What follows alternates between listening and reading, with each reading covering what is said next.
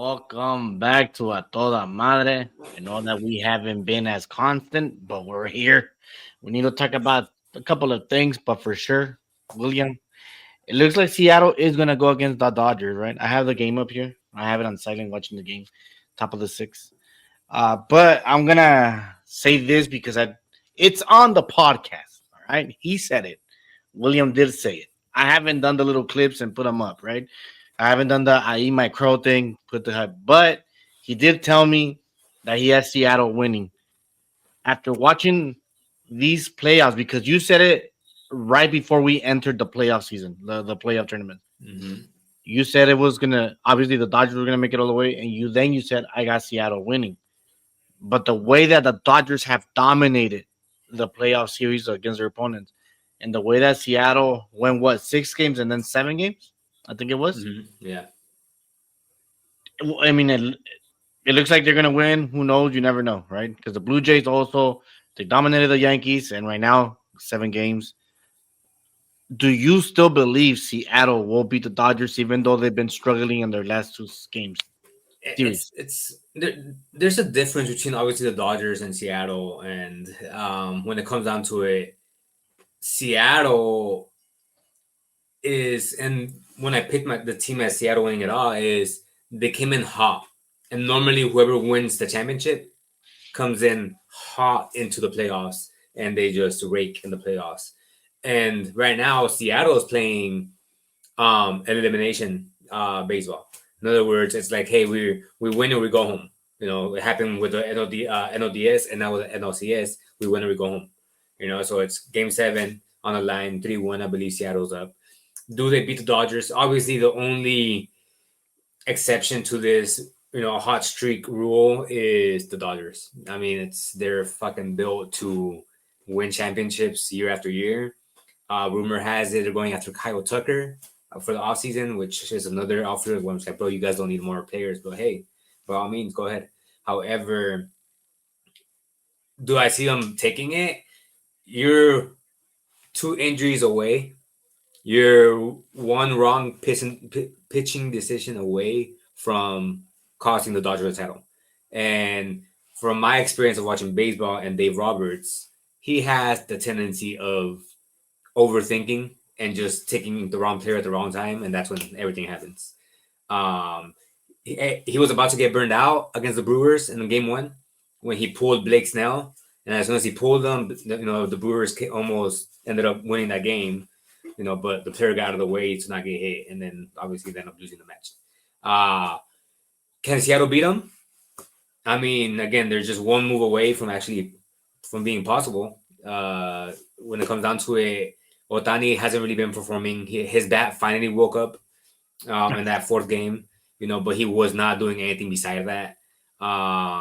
Blake Snell, yes, he carried Yamamoto. Yes, he carried their pitching matchups. But I don't know. I mean, if history repeats itself, it's, hey, they're the hot team right now, so they might win it because of it, because they are hot. And right now, the Dodgers, I mean, I get it. The playoffs, the World Series doesn't start until Friday, so both teams will get some rest. But who's going to get more of a longer break? The Dodgers in this case. So it's like, hey, you're cooling down, your bats are cooling down, your arms are cooling down. You're going into this World Series on Friday completely cool. As opposing the Mariners are still playing today, it's still basically will be rested and hot at the same time.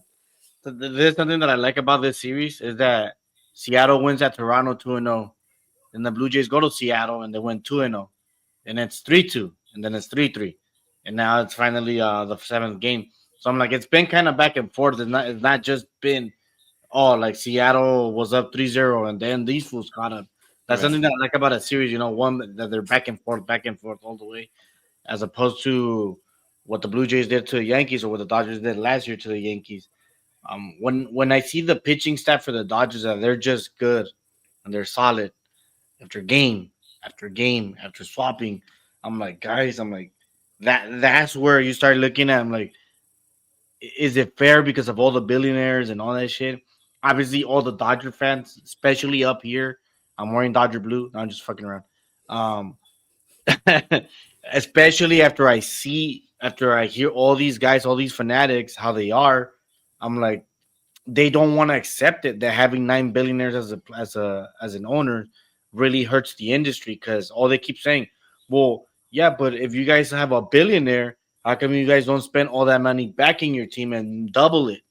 I was like, I see the point that they're saying, but at the same time, I'm like, it's like how you said, yeah, but they have 9 billionaires, meaning that he can buy one player, he can buy one player, he can and still be a billionaire. While as opposed to the billionaire, if he buys 10 players or 7 or 6, he's not a billionaire no more because he's spending all that money on them. Right.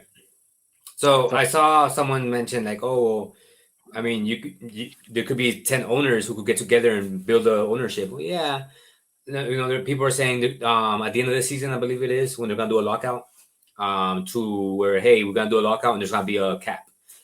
To me, I'm like, baseball doesn't need a cap. Go ahead and pay Otani 800 million. Go ahead and pay Juan Soto whatever you want. My issue is the deferrals. That is where hey, let's get rid of the deferrals, and let's go ahead and hey, if the Dodgers want to go ahead and pay as much as they do, cool. But it has to be on today's books, not in books 10 years from now. No. yeah, It has to be in today's books where it's gonna affect your taxes, your luxury tax, all that good stuff where you're not gonna be able to afford to be able to build a team competitive like that, where you just buy these players because it's that's why for instance Artie Moreno, as stingy as he is, he doesn't want to go past that tax threshold because then he would have to pay taxes for all that extra stuff. yeah, And again, so Dodgers don't have to worry about that because hey, we're gonna go ahead and pay all these players in the future. And right now, Otani's getting 2 million a year. With obviously he has his endorsements, whole different concept.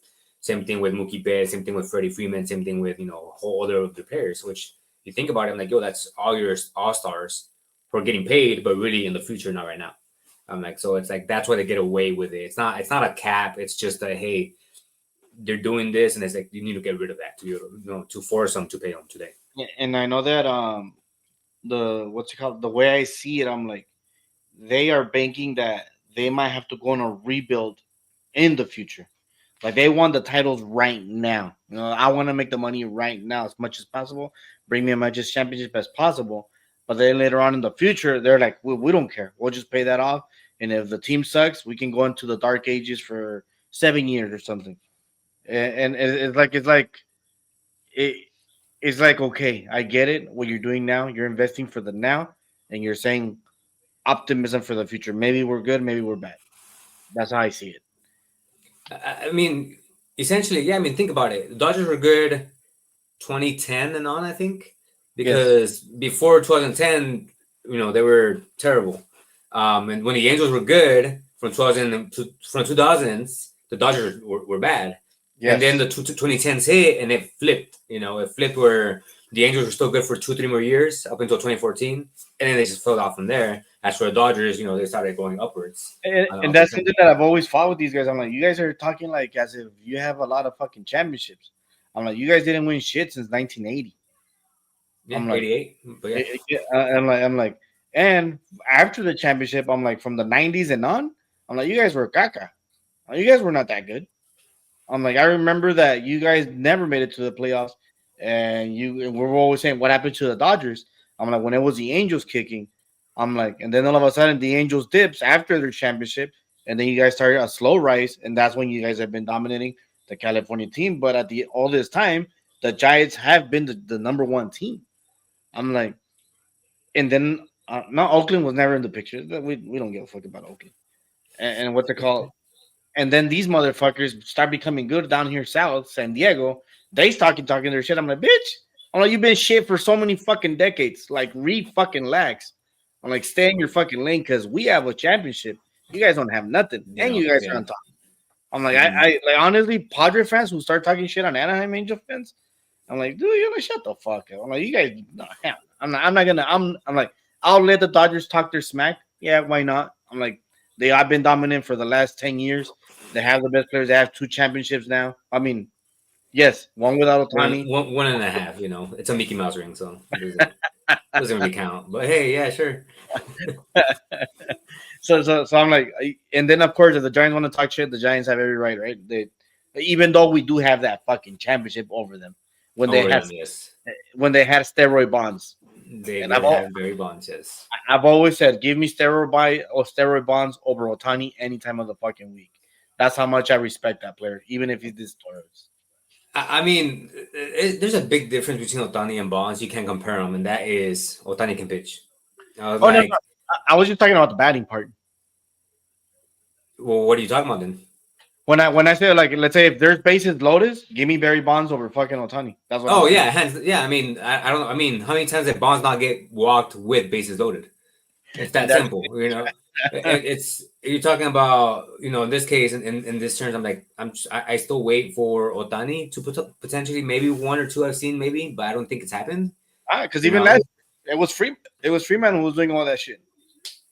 yeah, Freddie, who did all damage. That's my point. So Otani, so far this playoffs had not waken up until this last game. So when he got awarded the MVP of the NLCS, I'm like, bro, that's some bull crap. But then I was like, but then I looked at everybody else's stats. I'm there's like, no all right, to be fair, Tommy Edman had one more RBI than Otani. Okay. Otani had one more home run than somebody else. All right, I get. And then obviously Otani had the 10 strikeouts. All right, I guess what everybody did in 3 games, Otani didn't win. So I guess that's why they gave it to Otani. I was yes. like, but really, with the way I was seeing it, I was like, if Otani did not have that game and he still got the MVP, I'd be like, why? Because they're just glazing him. Like, don't get me wrong, I love the guy. He was an Angels guy, yes. But it's like sometimes I'm just like, bro, they're just overglazing, like completely overglazing. But then I did see the stats. I'm like, all right, makes sense. And even last year when I saw Freddie Freeman every single series and going into versus the Yankees, I told everyone I'm like Freddie Freeman should better fucking win MVP. He better fucking win MVP. Man. He might not be a name, at least that one that I recognize. At least from the Dodgers, nobody was talking about him, and he's the one who came through. I'm like, and I got happy that he won it. I mean, Freddie Freeman is obviously out here. He's a fucking legend. He never wanted to leave to begin with. Over here in Atlanta. Only reason why he ended up leaving was because of his agent. I don't know if you heard the whole story with that, but essentially the agent. There was a lockout season, which means owners can't talk to players. Owners could talk to agents, but not players. Owners told the agents, "Hey, we want to lock up Freeman. How much does he want?" Oh no, he already made up his mind. He's going to LA. They're like, no, give us a chance. Like, no, he already made up his mind. He's going to LA. No matter what you guys offer. And Freeman had no idea. So basically, it was like, hey, let's just throw some numbers up there. Here's an 8-year contract for $200 million. The Dodgers offered 8-year contract for $220. Braves are like, hey, we'll match that just for him to stay. He's like, no, he already made up his mind. He's going. And Freeman never heard that final contract that the Braves had offered. So there's no laws that can help them with that bullshit. Well, I mean, it was a lockout. Once you're a lockout, you can't do anything. So at that point, I believe it was like the last week of the lockout before anything. He's like, all right, I'm signing a contract. I'm going to Dodgers. And then finally, lockout ends. Season starts. They come to Atlanta for the first time since they won a championship because they had just become champions. They come out here. He gets his ring, and that's when everything breaks out. Like, hey, like you're gonna stay with us, but obviously you need kind of money. He's like, what money? And that's when he found out that the agent completely like backstabbed him. He ended up firing the agent the next day. And then, I mean, things were done, and he was like, well, I mean, I can't go back now. Now I'm in LA. And that's when Kershaw spoke up. He was like, hey, I get you live Atlanta, but LA is kind of nice too. You're gonna enjoy it here. The thing is that once you're like, I've always said this about people. I'm like, cuando te mueves, or when you live in another county or not county, another city, completely far away, and you live 8, 9, 10 years in that city, you have your family, you have your friends. I'm like, to want to go back and leave is kind of hard, no matter how you want to put it. I'm like, it's really hard. It's like, for instance, you've lived out there for what, 8 years already, right? Yeah, basically my whole adult life now at this point. Your adult life, right? Yeah. So I'm like, even if you came back, you have your friends. But the thing is, I'm like, you already created your family. Your kids already have their own friends. You have your carne asada friends, your church group. So even if you wanted to change, I'm like, it's only you and your just you basically que tienes tus friends, tus hijos would have to restart everything. Right. And I'm like, and that's really hard. Like that's it's impactful. They're young, they can still do it, but it does hurt at the long run if you were to redo it again. I don't know how much Freeman was over there in Atlanta, but when you told me that he wanted to be a lifer, it means that he did more than 15 years. Or 12. Oh yeah, no, because he got Now, I don't know if he was from Atlanta originally, but obviously he was drafted by the Braves and the whole ranks got hit the big leagues at 18, I think, Mhm. and then up until what 29 or whatever, and that's Yeah. when he finally dipped and bounced and went to LA. But I mean, he was here, and again, he got the World Series MVP when they won it out here. Obviously, people loved him. That was their Chipper Jones, their Yeah. Tom Glavine, their stuff like that. So it's like It's like I like, for instance, for me, I would be bummed out if Trout wants to leave. Like later, I mean, I wouldn't hold him against him. Like right, go win your right. ring.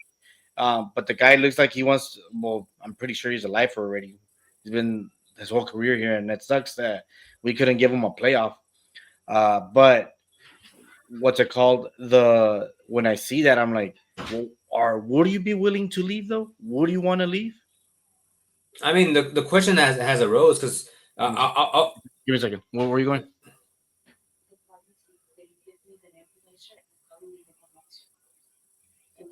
Oh, okay. Yeah. Ahora te lo mando. Just text me. Sorry. Como decías, I was asking about the Mike Trout, the lifer thing. right. So at this point in age now, he's 34, 35. I think he's 35. Yeah, you're 90. Yeah, he's 35. Now that he's 35, you're looking into it. Hey, you're definitely already obviously in the back end of your career. The Angels have told him, hey, you want to trade? We'll trade you. Just tell us the yes and to where, and we'll send you. And Charles been like, no, I'm staying. So at this point, in a way, the organization has already made it clear we want you out. Basically, at this point, we're not gonna be able to do shit with you anymore. Because and obviously Charles like, nah. Well, at this point, I'm just writing it out. He's unfortunately he might end up leaving, retiring without a ring. Another great without a ring. But it happens. It happens in the sports of baseball. Boxers who are probably the easiest sport. No, I'm not gonna say easiest to become champion, but because there's 4 belts, it's where legends or great boxers can become champions because there's four belts, right? Well, like in baseball, soccer, como se llama, football, and what's the other one? Hockey, maybe. When they're playing in teams and you only play one tournament per year, yeah, the chance of becoming a great player without a ring, it's high. Right. When Jordan dominated, how many guys missed out on the ring Well, that I were, mean, that were great? what was it? 6 years when you think about it. 6 years. Yeah, Yeah. 6 years worth. Yeah. And that 6 years of dominance or 10 years of dominance, he retires for 2, and Hakeem wins 2. Right, so back to Right. back. Right. And then he gets the other 3. So 1, 2, 3 is Jordan, Hakeem, and then 1, 2, 3 Jordan. Right. And the only reason that he retired again was because the freaking the owner said, he's like, we're not signing Phil Jackson back. And because Jordan wanted to play with Phil Jackson, he's like, well, I'm retiring. Right. Yeah. That's the only reason he didn't defend he wouldn't go for his fourth. And in that fourth, it was like a lockout season or like a small year, and that's when the Spurs won it. So technically, when people say it's like, oh, in the Jordan era, only Hakeem and Tim Duncan ate, I'm like, well, technically, Jordan retired after on both Yeah. Right. times. On Right. both times.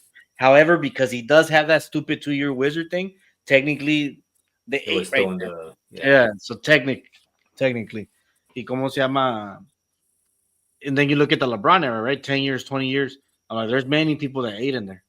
I'm like, Kobe ate, Tim Duncan ate, Kawhi ate, freaking the Golden State Warriors ate, Jokic, Giannis. Who just I mean, yes, but at what point? I mean, just because LeBron hasn't retired doesn't mean he's still in the. no. You know, So like when I counted from the 2010s and from like the 20, yeah, because after Kobe. So Kobe was still champion around 2010. So like between 2015 and 2000, what is it? 2015 all the way to like 2020, yeah, 2021. That would be his era because like remember 99 is Spurs, 2000 what 2002, that's Lakers. Kobe and Shaq, Yeah. and then 2003 that's the Pistons, 2004 that's the Spurs, 2005 is, I think, is it Miami Heat with Shaq? I think it's Miami Heat with Shaq. No, 2006 was Miami Heat, I believe. Okay, so I forgot who's in 2005. So 2006 is Miami with Shaq. Then I believe it's the Dallas Mavericks who also ate in there. So we're already like in 2000. 08 was. Oh wait, sorry. Oh, What 2000, year? 2008 would be Boston, Boston Celtics, yes. and then it's the Kobe, Kobe, 9 and 10. Lakers, yeah. Mhm. And then I would say that's when LeBron kind of kicks in. That's when I believe it was 2011. Mavericks, is it? I think Is it Maverick? No, Mavericks. Is Mavericks before or after Kobe? Mavericks was after Kobe. After Well, I Kobe. mean, Dirk Nowitzki. Well, the only championship Mavericks had. Yeah, that was after Kobe. Yeah, because LeBron was already in Miami. Okay, so boom. Y luego ya de ahí siguen los two de Kobe, los two de James con Dwayne Wade. Y como se llama, de allí sigue Golden State. So that's why you gotta, like, in a way, because still LeBron hadn't won anything yet, you can't really call it the LeBron era, Right, because right. he still hasn't gotten that taste. So I would say his era literally starts like at 2012, and you can say it ends in 2022 in a way, even though he's still playing right now. But in a way, he still got his last ring in 2020. The way how you say it, Yeah, the Mickey Mouse. the It Mickey says Mouse, so. So in those 10 years, there was other teams that ate in there, like Right. great players. Shit, Kevin Durant wouldn't have gotten a ring if it wasn't for Golden State. Golden State wouldn't have gotten that ring without Kevin Durant. But they already Just had saying. gotten a ring. They already had Yeah, gotten a but not that fourth ring or third ring, whatever one ring it might be. ring. It would be second and third ring. So they won one, and then they got KD. So they win two back to back, and then they lose KD, and then they win without KD. So technically, they ate without KD. KD has an 8 without the Warriors. That is true. Yes. So it's and then you get two LeBron, you get 4 with Curry, or 2 and 2 with Curry and KD. Pero who's the Spurs again? The eat again. Kawhi this time around in Toronto, and one with Tim Duncan alone. I think no. Yes, they beat the Miami Heat. Yeah, with Kawhi. Yes, and Tim Duncan was in that team. Yeah, but not alone. You said one again with Tim Duncan alone. No, not alone, because he obviously had Kawhi. But you said Toronto. Well, yeah, Toronto, Kawhi alone, yes. See, and then when I was talking about the Spurs, I had forgotten about the Toronto one. I was talking about when he was with the Spurs. So when you said Toronto, I'm like, well, I'll give it to Tim Duncan. Fuck it. Well, I mean, yes, he had the Spurs with, and then Kawhi over in Toronto. Obviously, you have Giannis and Jokic at this point. It's like, no matter, because Tim Duncan was a lifer, I'm like, you have to give him that was his team. It wasn't Kawhi's. I'm like, he was not the leader. It was always Tim Duncan, even though Kawhi was a younger guy going into it. Right, yeah. So like, we'll bring it back to baseball. When you start seeing all that, that's why in a way I kind of like baseball more, because you get to see more. You don't see dominant franchises. I mean, we touched on it last time. I mean, again, the last time it happened was a 3-peat with the Yankees. And that was the last time it happened. Ever since, it hasn't been a repeat. It hasn't been so obviously this year there's a big chance of a repeat. There's a big chance. But again, Seattle still, from the looks of it, will have their say in it, I guess you could say. Yeah. Y cómo se llama? Can you look at a Dodger dynasty if they were to win this one? Like, do you see them going for that 3-peat? I mean, at this point, if they don't win it this time around, it's like, I mean, the dynasty is already there. You just have to make sure you perform. I posted on somebody's comment, most overrated manager, Dave Roberts. Why? Because he's proven he can't do anything with the Dodgers up until, obviously, 2020 didn't count. But last season is like, well, yeah, but you already have all your superstars, and you're about to you're about to repeat again with all the superstars. But take away the superstars, and you never did anything. Yep. You hadn't done anything. So it's like you're the most overrated manager because you're lucky where you sit because of all the players around you. You can't mismanage that, and if you do mismanage that, then shit, I don't know how you still have a job. Is that how they're saying that the Clippers would be like the biggest overrated team of all time? The Super Clippers, the one that's just freaking disbanded. Kawhi, Paul George, all those. Yes. I was like, no, it's not. It's got to be the Brooklyn Nets. They had Kyrie, they had KD, and they had James Harden. I'm like, with the Clippers, motherfucker was always injured. Kawhi was injured. Paul George was injured. Fucking when they gave James Harden, he was injured.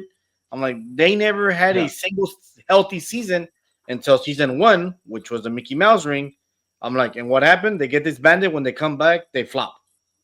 Like they complete why? I'm like that little section of rest. These motherfuckers didn't train. Right. I can tell you these motherfuckers did not train. That's for sure. You had fucking Montrezl Harris going, or who was it? Lou Williams going to the fucking strip club. I'm like, no mames, way. I'm like, what the fuck is this, bro?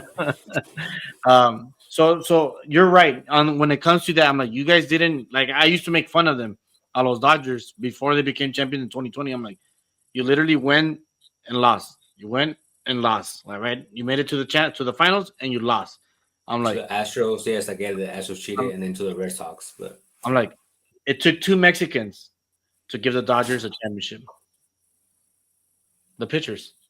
Urias and well, I forgot his name, but I'm like, it was the blood of Valenzuela giving it to them because they were Mexicans. Like, here, do it for us. But other than that, I'm like, I always made fun of it. Like, you had one job and you guys lost. Pero I understand, like, this is through the cheating and all that.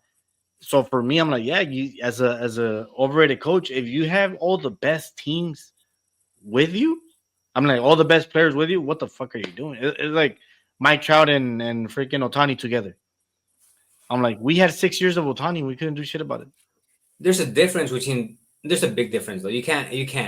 I hate this part from people, and don't get me wrong, but it's like, I get it. Yes, we had 6 years of Ohtani, 4 of which was rookie Ohtani, not the fucking massive player he is now.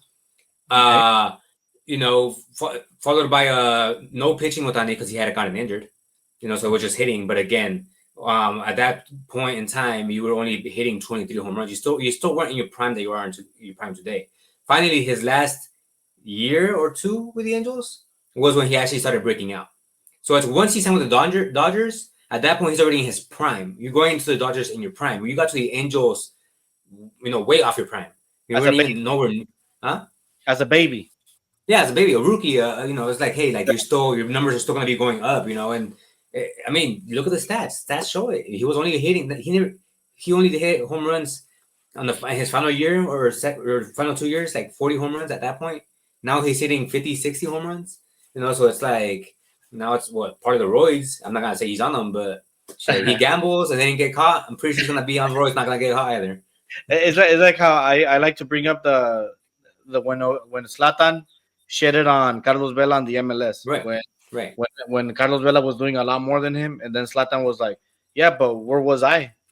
It's like, where was I? Prime, right. And they're like, when they're comparing it, I'm like, I'm gonna put it this way. I'm like, at the end of the day, who retired in Europe again? Zlatan with Milan. Right. And Carlos Vela retired in MLS. So I'm like, was he better? I'm like, they're not wrong. The commentator guys who did that take, I'm like, they were not wrong, but Zlatan's not wrong either, because I'm like, he is older than him.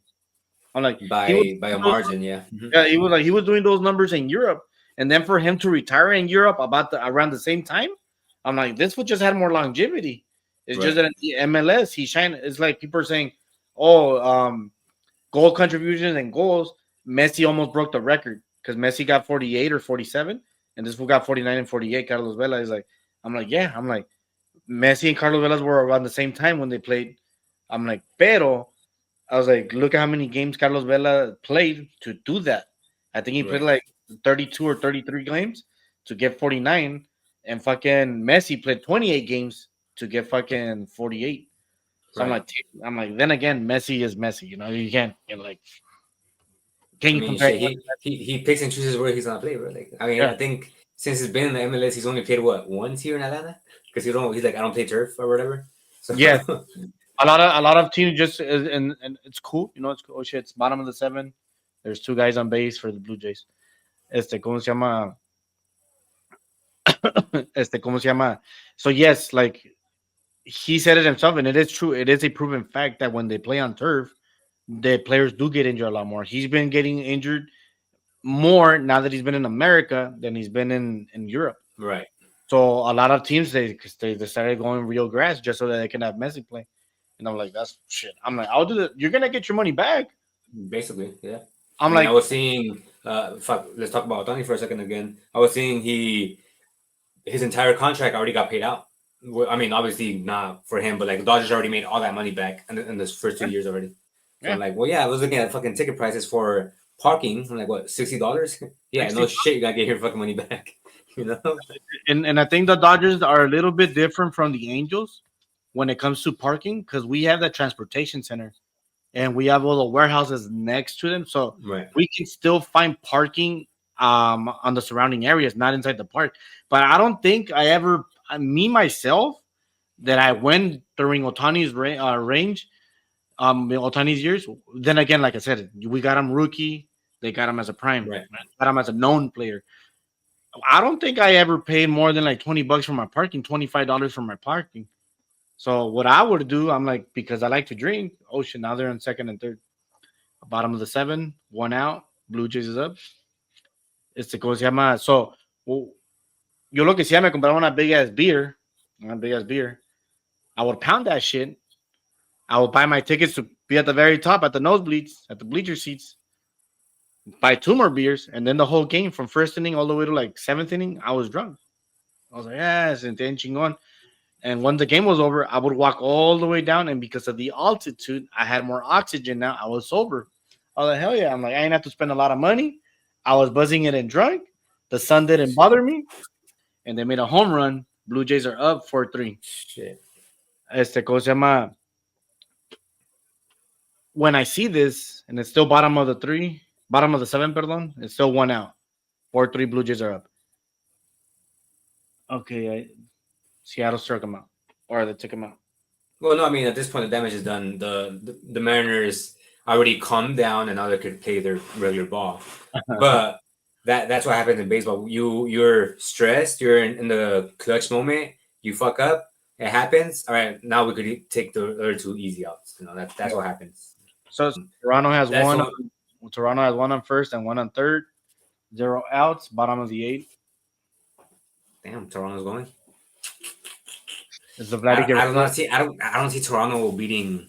the The one thing I'll tell you this: the one thing I am happy about, if Toronto does go, I don't have to fucking stay up till 1 in the morning if I'm watching these damn games, because they will be in the East Coast at least 4 out of the 7 games. They will be here in the East Coast.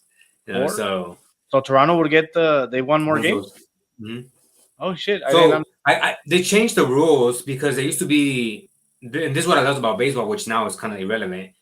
All-Star game. All-Star game was, hey, winner of the All-Star game, this is what's at stake. You will host the World Series. In other words, you'll be home field advantage. So if the AL won, AL would have home field advantage 4 games. NL won, it would be 4 games. But I guess they changed the rules recently, and I missed it because I was just like, when the hell did that change? You know, so if Toronto wins, they get 4 games at home. Because I'm just like, thank God, because I'm trying to watch some of this shit, and I won't be up hella late trying to watch them. double play. Because both Seattle and LA are both in the West Coast, you know. Yeah. Oh, it's double play, so 2 outs now. We got 1 out. We got 1 out. Bottom of the 9. Oh no, top of the 9. 1 out.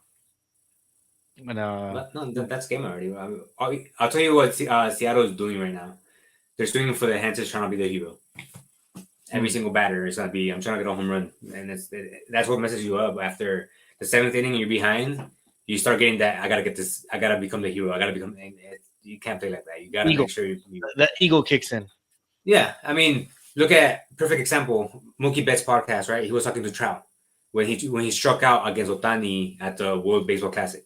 Yeah. Otani was his teammate. Trout and Otani had never faced each other on batting practice. Never faced each other. It was their first time facing each other. Mookie Betts asked Trout, because of me striking out, did you change your approach at the plate? And he was like, yeah. Like the minute you struck out, because it was 1 out, nobody on, Betts and Trout, and obviously Otani was closing out the match. Struck out Betts. At that point, Trout was like, I gotta hit a home run. So he changed his mindset. Had Mookie gotten on, all right, all I need is a single. a single will move Mookie from first, potentially home, or to third, depending on where the ball got hit, But as soon as he got struck out, he's like, I gotta swing for the fences. I gotta tie this game. And these are big names. These are like your fucking guys that were experienced y todo.